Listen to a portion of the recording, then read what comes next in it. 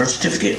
I was born in Stockton, California, February 16, 1978. Diamond Hospital, West Acacia Street. Born and raised in Stockton, but construction worker Miguel Silvestre just learned he may be deported again. I never thought it ever happened to me again. The first time was in 1999, one of the many times he ended up in San Joaquin County Jail. So in 1999, I got arrested at my mother's house. Silvestre's criminal record is far from perfect. It includes gun and drug charges and grand theft auto. But in 1999, he encountered immigration officials for the first time. They go like, hey, what's your name? I said, my name's Miguel. I was like, okay, ¿de dónde eres? Where do you mean where I'm from? I said, I'm from Stockton, California. They were like, it's not what our paperwork says. And I was like, what are you talking about? Several days later, he says he was in unfamiliar territory, bused by immigration officials to Nogales, Mexico. It makes me upset that my own government would do this to me, you know? Eventually, he was able to return after his dad drove down from Stockton with his birth certificate. In a statement, a DHS spokesperson said ICE does not deport U.S. citizens and that Miguel was originally deported in 1999 because he claimed to be a Mexican citizen.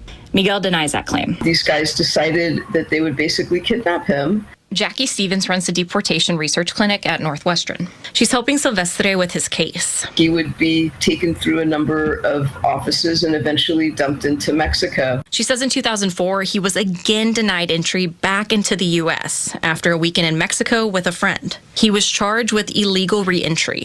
But when his mom came down to provide testimony, the charge was dropped. And Stevens says he left with a judge's order confirming his U.S. citizenship. But there was nothing that then went into the system to indicate that that was final. Stevens obtained the new deportation order through a FOIA request. It's not implausible to imagine that they would just send people to whatever his most recent address is or his place of work and try to arrest him. While Silvestre was happy to hear DHS said it's not targeting him, he's wary of whether or not his citizenship status has officially been corrected and whether the deportation order has even been withdrawn.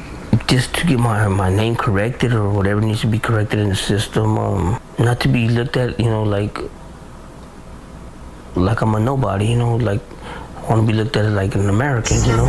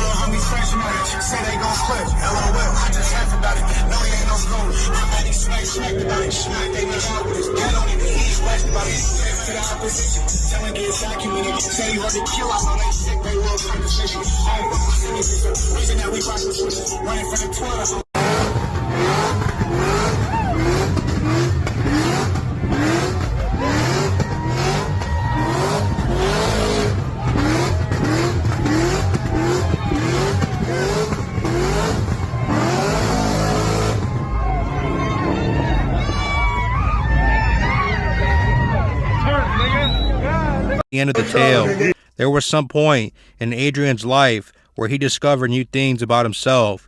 Adrian decided he was no longer a man and later identified as a transgender woman named Gabby. Adrian or Gabby then signed up to writeaprisoner.com, a pen pal service where people that's free can write to inmates locked up looking for friendship or something deeper like a relationship.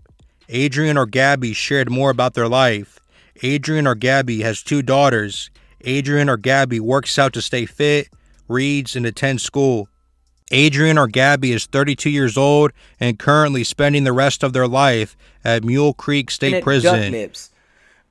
What happened was she left her kids in the car for about an hour with the AC on.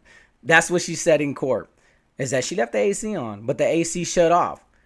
And then an additional 90 minutes, the kids were there with no AC in the vehicle.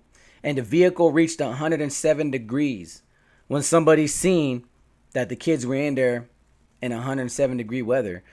And they were rushed to the hospital. The oldest one survived, but the youngest one died from